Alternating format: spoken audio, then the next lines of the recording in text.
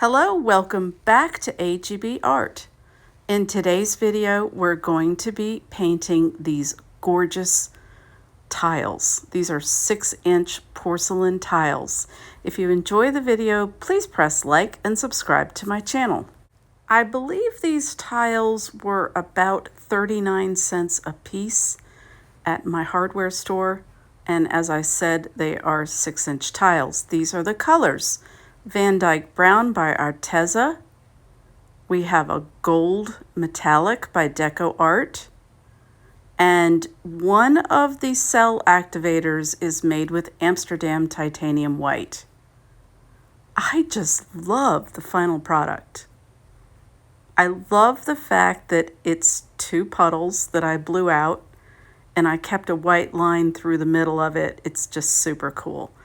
So here are the instructions. You take the tile, and I have a cup turned upside down on a plate to use as a pedestal.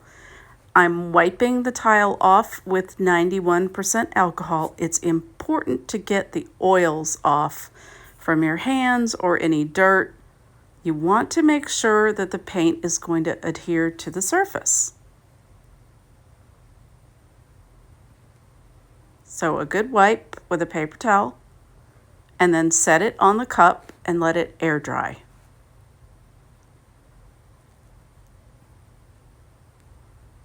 My base paint is Valspar wall paint, and it's ultra white. It's in a satin finish, and I mix it with 1 part paint to 2 parts American Floetrol, and then I'll add water if I need consistency. You want to make sure you shake up that Floetrol. Sometimes it can be lumpy. So I've already got some made up. Now these are my cell activators. I'm not comfortable sharing my recipe just yet, but the white CA is Amsterdam titanium white, and the black one is Amsterdam Mars Black, and it's got some other special ingredients in there.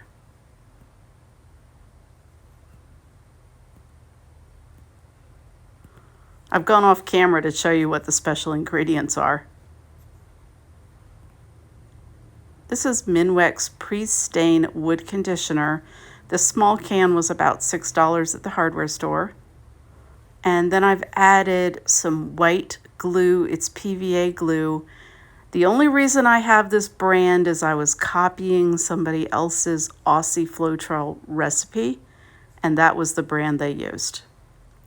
But I think any white PVA glue would work just fine. So now I'm pouring the base coat.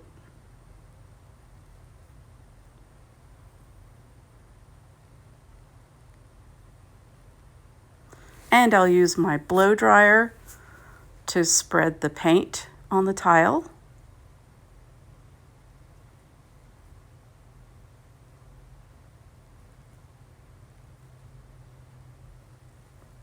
You want a base coat on the tile so that your colors will move nicely. I'm using my blowtorch now, my little butane torch, to blow out any air bubbles, and I had a little corner that didn't get covered in paint, so I'm just tilting it to make sure it's completely covered. And now I'm going to start with the colors. Starting off with the Arteza Van Dyke Brown, and this was mixed 1 part paint, 2 parts Floetrol. It is rather thick, much thicker than I would have for a Dutch pour. And this is the gold. It has no Floetrol in it, it's just water. And I'm almost at the end of it, so you couldn't see it coming out of the cup. And now I'm adding the white cell activator.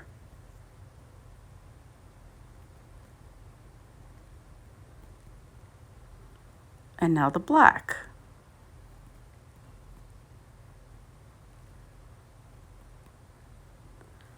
The black and the white paint is super thick. It's way thicker than I'm used to. I tend to get a lot of air bubbles in my metallic paints. And now I'm going to bend over and blow. I'm blowing the black and the white across the gold and the brown.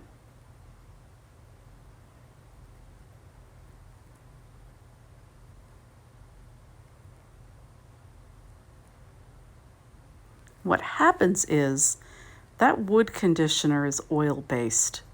The rest of my paints are water-based. And you know what happens when you layer oil and water? They don't mix.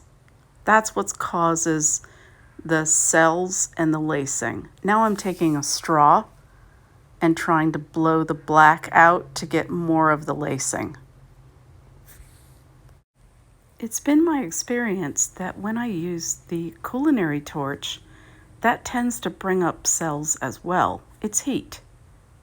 And I'm thinking the heat is hitting the black and white paint that has oil conditioner in it. So that's going to cause a reaction. Now I'm adding some more gold, and I'll keep adding a few colors just to get the interest. Now, when I blow with a straw, it's a much more focused airflow.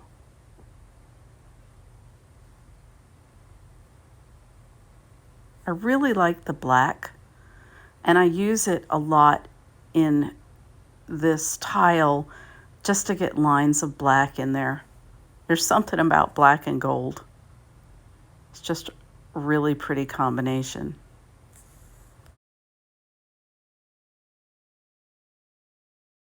You're about to see how handy this paper plate is. Look, you can just turn it around. And now I'm working on the other corner.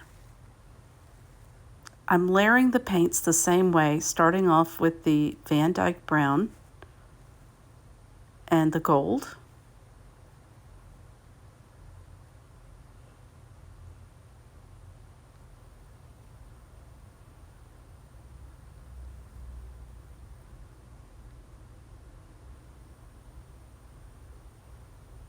Next, I'll add the white. This is, again, the titanium white. It's mixed with the Minwax wood conditioner along with some of the PVA glue.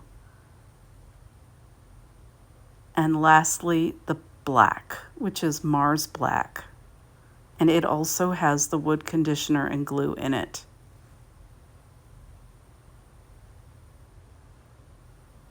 And I've decided I need a little more black over here in this gold.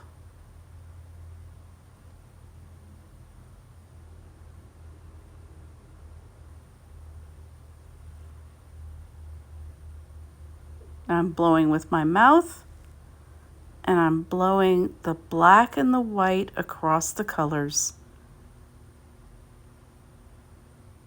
And I'm seeing some really gorgeous cells and lacing.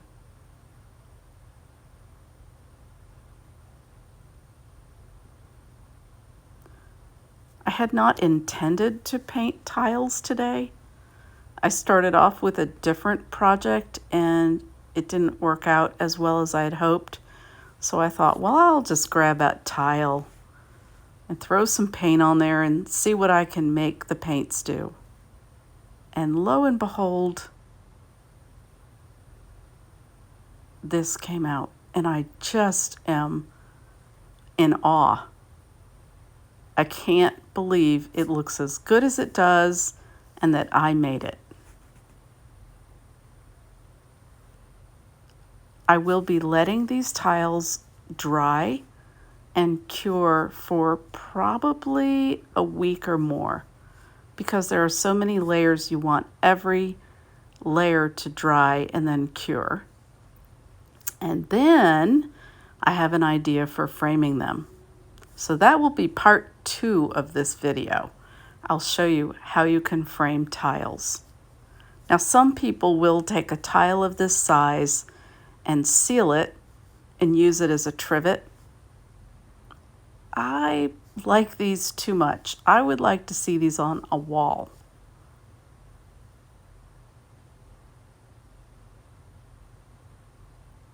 So a few years ago, when I started off with alcohol inks, I was painting birch trees. And then the question came up, well, how are you going to hang that on the wall? And luckily, when you have a question, what do? You go to YouTube. And I saw what another artist did to frame a tile. Once these tiles are cured, like I said, it'll be a couple of weeks. I will probably seal them. And then I'll show you, I'll be making another video showing you how I sealed them and how I framed them.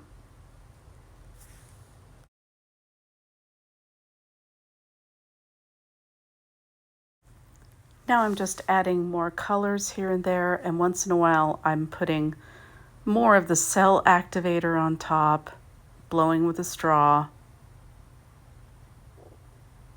I like to get my colors symmetrical, so I don't have too much black on one side and not enough black on the other side, but yet I don't want the design to match perfectly.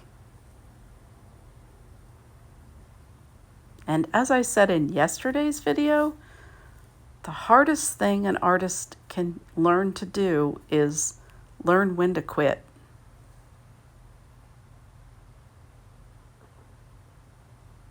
But when you're painting, you kind of get in a zone and you start thinking, I need a little gold, I need a little black, I need some more white.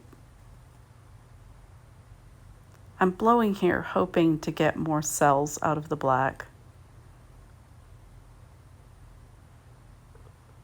And I'm just messing around with it.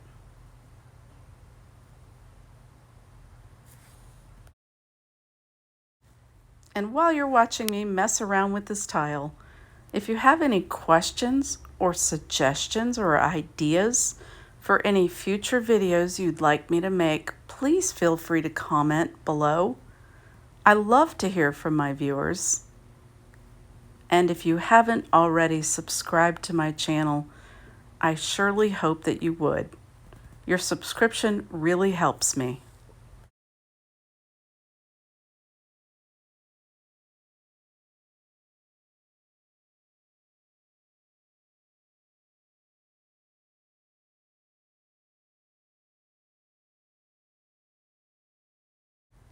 I'm using the straw now because I want that strip of white between the two puddles to get a little closer. I'm trying to get as close as I can to the other puddle without connecting the two of them. And I feel like I'm losing a little black, so I'm just going to drizzle. Now, I tend to drizzle paints a lot in my Dutch pours, and it works really well in those because the paint's a lot thinner. Like I said, this paint is really thick. And we're done. This is the final product, and I'm just thrilled. I love the cells and the lacing. It's just absolutely stunning to me, and that's why I don't want this to be a trivet. I want this framed up on a wall. Again, it will take 2 to 3 weeks for all the layers of paint to cure, and then I'll be back with part 2 showing you how to seal the tile and how to frame them.